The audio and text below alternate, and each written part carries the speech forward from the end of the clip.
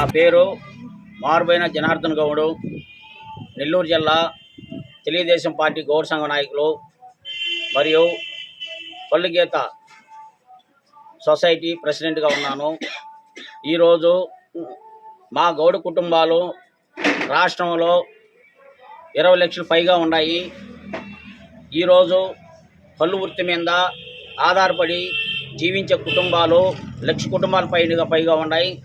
ఈరోజు మా స్టేటు గౌడ్ పెద్దల సూచనల మేరకు జిల్లా గౌడ్ సంఘం తెలుగుదేశం పార్టీ గౌడ్ సంఘం సూచనల మేరకు ఈరోజు ఈ యొక్క కోవూరు నియోజకవర్గంలోనే పెనుబల్లి పంచాయతీలోకి వచ్చి మా యొక్క గౌడ్ అన్నలు అత్యధికంగా ఉండే ఇక్కడ మా యొక్క గౌడ్ కుటుంబాలు, ఈ మహిళలు వీళ్ళందరితో సమావేశమై వాళ్ళ సమస్యలు తెలుసుకొని ఈరోజు కోవూరు ఇన్ఛార్జి కోవూరు నుంచి మొట్టమొదటిగా ఒక మహిళ వేమిరెడ్డి ప్రశాంతమ్మ గారు పోటీ చేస్తుంది. తర్వాత అదేవిధంగా నెల్లూరు పార్లమెంట్కి వేమిరెడ్డి ప్రభాకర్ రెడ్డి గారు పోటీ చేస్తున్నారు.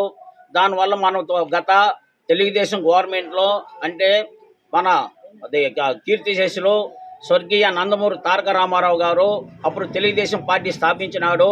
ఆ తెలుగుదేశం పార్టీ అంటేనే బీసీల పార్టీ. ఆ రోజు నందమూరి తారక రామారావు గారు సంపూర్ణ రోజు కోవూరు నియోజకవర్గంలో గౌడ్ కుటుంబాలు 20,000 పైగా ఉన్నాయి. ఈరోజు కొల్లు వృత్తి మీద ఆధారపడి బతుకుతూ ఉన్నారు. ఒక దగ్గర ఫ్లాట్లు అయిపోతున్నాయి, చెట్లు నరికేస్తున్నారు. వాళ్ళు చెట్లు గీసుకునేదానికి కొల్లు వృత్తి కొల్లు వృత్తి మీద ఆధారపడి చేసేదానికి వాళ్ళ వృత్తి మనుగడ లేదు. ఈరోజు అటువంటి తరుణంలో ఈ యొక్క గవర్నమెంట్ కనీసం మా గౌడ్ కుటుంబాలు ఈదున పడుతున్నారని చెప్పి వాళ్ళని కనీసం ఎక్కడా కూడా ఆదుకున్న పాపాన లేదు. అదే తెలుగుదేశం గవర్నమెంట్లో ఆ వృత్తి మీద ఆధారపడి చెట్టు మించబడి చనిపోతే చంద్రబాబు బీమా కింద ఎక్స్గ్రేషియా కింద వెంటనే 10 లక్షల రూపాయలు ఇచ్చేవాడు. అది కిస్తు పన్ను రద్దు చేసిన ఘనత కూడా తెలుగుదేశం గవర్నమెంట్దే. కనీసం ఈ గద్దెనెక్కిన తర్వాత ఈ జగన్మోహన్ రెడ్డి గారు ఈ 5 సంవత్సరాల్లో ఎక్కడా కూడా రాష్ట్రం యావత్తు కానీ కోవూరు నియోజకవర్గం మా గౌడు కుటుంబాలు కానీ ఈదున పడ్డాయే తప్ప ఎక్కడా కూడా 1 రూపాయి కూడా మా గౌడు కుటుంబాలకి లబ్ధి చెందలేదని చెప్పి ఈరోజు ఇక్కడ వీళ్ళందరూ మహిళలు వాపోతున్నారు. మా ఒక్క మహిళ చెప్తా ఉంది, నాకు భర్త లేడు, జీవనాధారం సాగిస్తూ ఉన్నాను. ఆ భర్త చనిపోయాడు వృత్తి సాగిస్తూ. నేను చిన్న టిఫిన్ అంగడి పెట్టుకున్నాను. నాకు 2 బిడ్డలు. ఆ బిడ్డలను చదివించుకుంటే కనీసం నా గవర్నమెంట్ నుంచి ఏ ఆదరవు లేదు. ఈరోజు వాళ్ళకి ఉద్యోగాలు లేవు. మా పరిస్థితి ఏంది ఈ విధంగా తయారైందని చెప్పి ఈరోజు ఇక్కడ అందరూ మహిళలను అడిగితే ఒక్కో విధంగా చెప్తా ఉన్నారు. అదే ఈరోజు చెప్తా ఉన్నారు, ఈ యొక్క మందు షాపులు తీసుకొచ్చి జగన్మోహన్ రెడ్డి ఈరోజు మా వ్యాపారాలు లేవు. వ్యాపారం రోజు ఉదయం పోయి కూర్చుంటే సాయంత్రం దాకా కూడా కనీసం 200-300 రూపాయలు రాని పరిస్థితి కూడా ఉంది. ఈరోజు ఈ విధంగా దౌర్భాగ్యమైన పరిస్థితిలో ఉన్నాం మేము. కనీసం మాకు ఎమ్మెల్యే కానీ మాకు గవర్నమెంట్ సైడ్ నుంచి కానీ మాకు ఎటువంటి పరిహారాలు అందలేదు. తర్వాత పొదుపు లక్ష్యం వాళ్ళకి కానీ ఒక వెలుగు లేదు.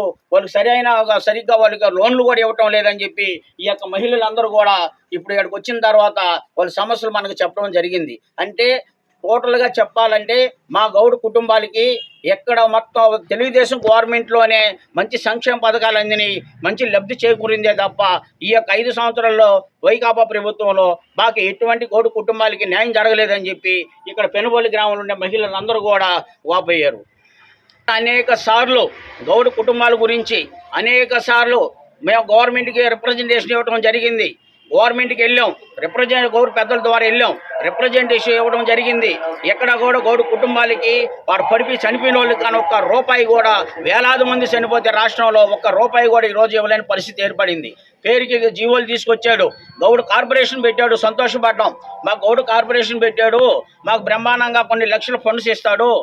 తద్వారా మా గౌడ్ కుటుంబాలు జీవితాల్లో వెలుగు నింపుతాం, మా బిడ్డలు మంచి చదివించుకుంటాం, మంచి ఉద్యోగాలు పొందుతాయని చెప్పి ఆనందం వ్యక్తపరిచారు.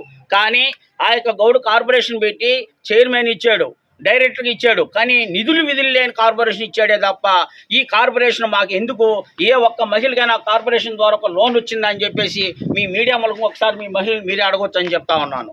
ఎన్నిసార్లు దృష్టికి తీసుకెళ్ళినా ఈ యొక్క గవర్నమెంట్ ముద్ర నిద్రపోయిందే తప్ప ఎక్కడా కూడా మా గౌడ్ కుటుంబాలకి ఎక్కడా కూడా న్యాయం జరగలేదని చెప్పేసి మీ రాష్ట్రం మొత్తం మీద కూడా బ్రహ్మాండంగా రూపాయి సంపాదించుకొని వాళ్ళు వృత్తిని కొనసాగించుకొని ఈరోజు వాళ్ళ బిడ్డలను చదివించుకొని పొలాలు కొని వాళ్ళ విధంగా లబ్ధి పొందింది ఏ గవర్నమెంట్ అని అంటే ఈరోజు తెలుగుదేశం గవర్నమెంట్ అని చెప్పక తప్పదు.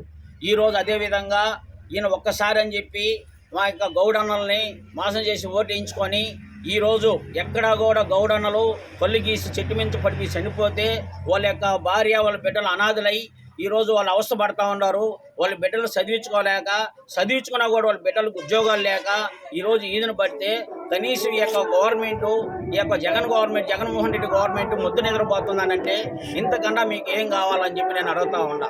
ఈరోజు మా గౌడు కుటుంబాలు కోవూరు నియోజకవర్గంలో దాదాపు 20,000 పైచీలుగా ఉన్నాయి.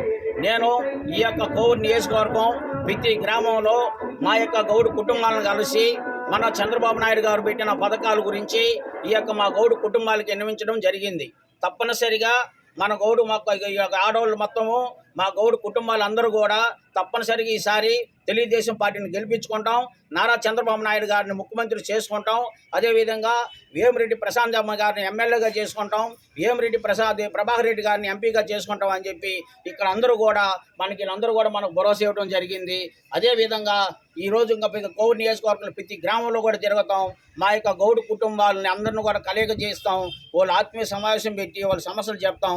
మా ప్రశాంతమ్మ గారిని గెలిపించుకుందాక నిద్రపోము, చంద్రబాబు నాయుడు ముఖ్యమంత్రి అయిన దాకా నిద్రపోము అని చెప్పేసి ఈ యొక్క పెనుబల్లి గ్రామంలో మీడియా సమావేశం పెట్టడం జరిగింది. మీద కోవూరు నియోజకవర్గంలో 20,000 ఓటు బ్యాంక్ ఉంది. గౌడు కుటుంబాలు తప్పనిసరిగా మేము తెలుగుదేశం పార్టీకే ఓటేస్తాం. చంద్రబాబు నాయుడు గారిని ముఖ్యమంత్రిని చేసుకుంటాం. వేమిరెడ్డి ప్రశాంత్ అమ్మ గారిని ఎమ్మెల్యేగా చేసుకుంటాం. వేమిరెడ్డి ప్రభాకర్ రెడ్డి గారిని పార్లమెంట్కి పంపించి ఎంపీగా చేస్తాం అని చెప్పేసి ఈ యొక్క 2 ఓట్లు కూడా మేము సైకిల్ గుర్తు మీదే వేస్తామని చెప్పి